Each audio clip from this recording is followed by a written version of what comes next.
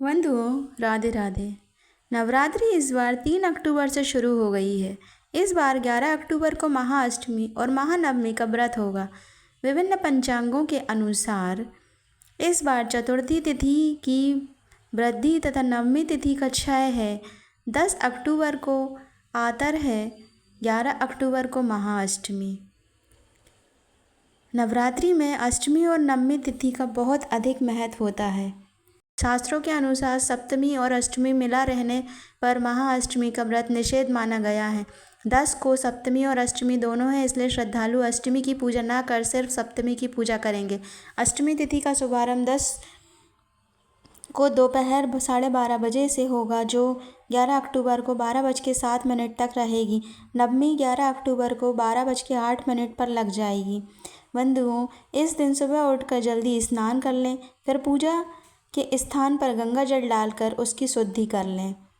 बंधुओं, माँ दुर्गा का गंगा जल से अभिषेक करें। माँ को अक्षत, सिंदूर और लाल पुष्प अर्पित करें।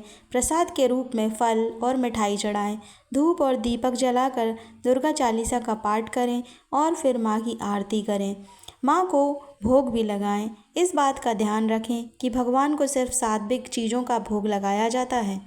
बंधुओं, यहाँ मैं पूजा सामग्री की पूरी लिस्ट प्रदान कर रही हूँ, तो इस प्रकार है। लाल चुनरी, लाल वस्त्र, मौली, श्रृंगार का सामान, दीपक, घी अथवा तेल, धूप, नारियल, साफ चावल, कुमकुम, फूल, देवी की प्रतिमा अथवा छाया प्रति, पान, सुपारी, लौंग, इलायची, बताशे या मिश्री। और आप चाहें तो इससे अधिक सामान भी ले सकते हैं। और माँ के श्रृंगार में आप जो जो चाहें वो आप रख सकते हैं, जैसे कि चूड़ी, बिंदी, बिछिया, महावर, मेहंदी, टोली, कुमकुम। इस तरीके से आप सब कुछ रख सकते हैं। और बंधुओं, आप अच्छे से विधि विधान से माता रानी का पूजन करें, अर्चन करें, व्रत करें, सात्विक चीज़ों का भोग लगाएं और खुद भी सात्विक भोजन करें। कन्या भोजन कराएं, उन्हें कुछ उपहार स्वरूप प्रदान करें। चाहे तो आप स्टेशनरी का सामान भी कन्याओं को दे सकते हैं, जिसमें आप पेंसिल, रबर, कलर या ड्राइंग बुक वगैरह भी आप उनको प्रदान कर सकते हैं। फल फूल दे सकते हैं, मिठाई दे सकते हैं, आप उन्हें चुनरी उड़ा सकते हैं। कन्या भोजन में आप चने, पुड़ी और खीर का भोग चढ़ा सकते हैं, उन्हें दे सकते हैं कन्याओं को। उन्हें अच्छे से माहुर लगाएं, टीका लगाएं, चुनरी उड़ाएं और इस प्रकार कन्या भोजन करें और उनसे आशीर्वाद लें और माता रानी से अपनी मनोकामना बोलें और मनोकामना पूर्ण करने की प्रार्थना करें। इस प्रकार आप समस्त विधि विधान से पूजा अर्चन करें माता रानी का और नवरात्रि में हंसी खुशी अपनी जो भी इच्छा है वे माता रानी से मांगें और पूर्ण करने की कृपा करने के लिए आप बोलें। बंधुओं, नवरात्रि के 9वें दिन हवन पूजन का विधान है। महानवमी के दिन महास्नान और षोडशोपचार पूजा की जाती है। ये पूजा अष्टमी की शाम ढलने के बाद की जाती है। दुर्गा बलिदान की पूजा नवमी के दिन सुबह की जाती है। नवमी के दिन हवन करना जरूरी माना जाता है, क्योंकि इस दिन नवरात्रि का समापन हो जाता है, माँ की विदाई कर दी जाती है। इसके बाद दशमी को माँ का विसर्जन किया जाता है।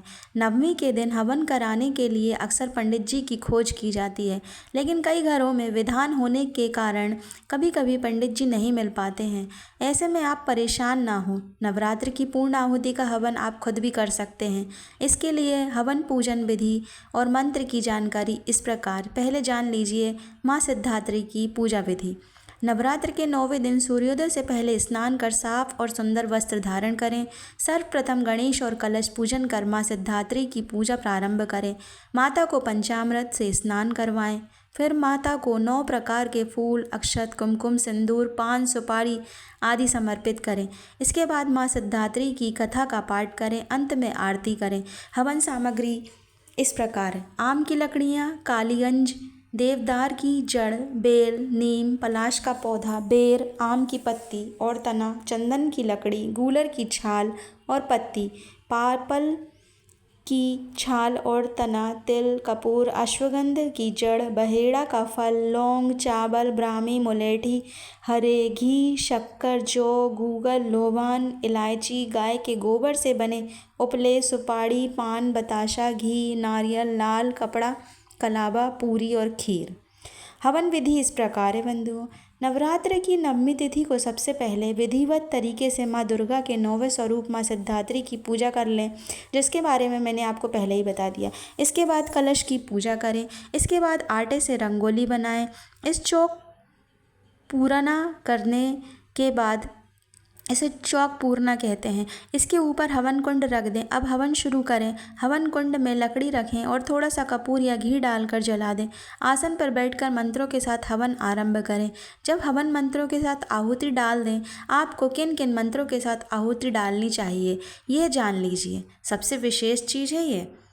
हवन करते समय इन मंत्रों के साथ आप आहुति दे सकते हैं। ओम आग्नेय नमः स्वाहा, ओम गणेशाय नमः स्वाहा, ओम गौरियाय नमः स्वाहा, ओम नवग्रहाय स्वाहा, ओम दुर्गाय नमः स्वाहा, ओम महाकालिकाय नमः स्वाहा, ओम हनुमते नमः स्वाहा, ओम भैरवाय नमः स्वाहा, ओम कुलदेवताय नमः स्वाहा, ओम नाम देवताय नमः स्वाहा, ओम ब्रह्माय नमः स्वाहा, ओम विष्णुवाय नमः स्वाहा, ओम शिवाय नमः स्वाहा, ओम जयंती महाकाली भद्रकाली कपालिनी दुर्गा क्षमा शिवदात्री स्वाहा, स्वधा नमस्तुति स्वाहा, ओम ब्रह्मा मुरारी पुरांतकारी भानु शशि भूमि सतु बुधश्च गुरुश्च शुक्र शनि राहु केतव सर्व ग्रह शांतिकरा भवन्तु स्वाहा। ओम गुरुर्ब्रह्म गुरुर्विष्णु गुरुर्देवो महेश्वरा गुरुर साक्षात् परब्रह्म तस्मै श्री गुरुवे नमः स्वाहा। ओम शरणागत दीनार्थ परित्राणार्थ प्रणाय सर्वस्वार्थिर हरे देवी नारायणी नमस्तुते। अब इसके बाद हवन में खीर का भोग डालें। फिर एक बार सूखा नारियल लें, इसके चारों ओर रक्षा सूत्र लपेट दें, इस पर घी मल लें। इस नारियल को हवन कुंड के बीच में रख दें। अंत में बची हुई हवन धूप के ऊपर से डालकर इसी मंत्र को बोलें। ओम पूर्णमद पूर्णमिंद पूर्णात् पूर्णमुदच्यते पूर्णस्य पूर्णमादाय पूर्णमेवावशिष्यते। बंधुओं, इस प्रकार आप अपनी हवन करें और हवन करने के बाद माता रानी से अपनी मनोकामना बोल दें, जिसे पूर्ण करने के लिए अपनी प्रार्थना करें। और यदि आपको ये वीडियो पसंद आया हो तो प्लीज़ लाइक करिएगा, चैनल पर नया हो तो सब्सक्राइब करिएगा। मिलते हैं जल्दी ऐसे अच्छे वीडियो देखने के लिए, बने रहे मेरे साथ।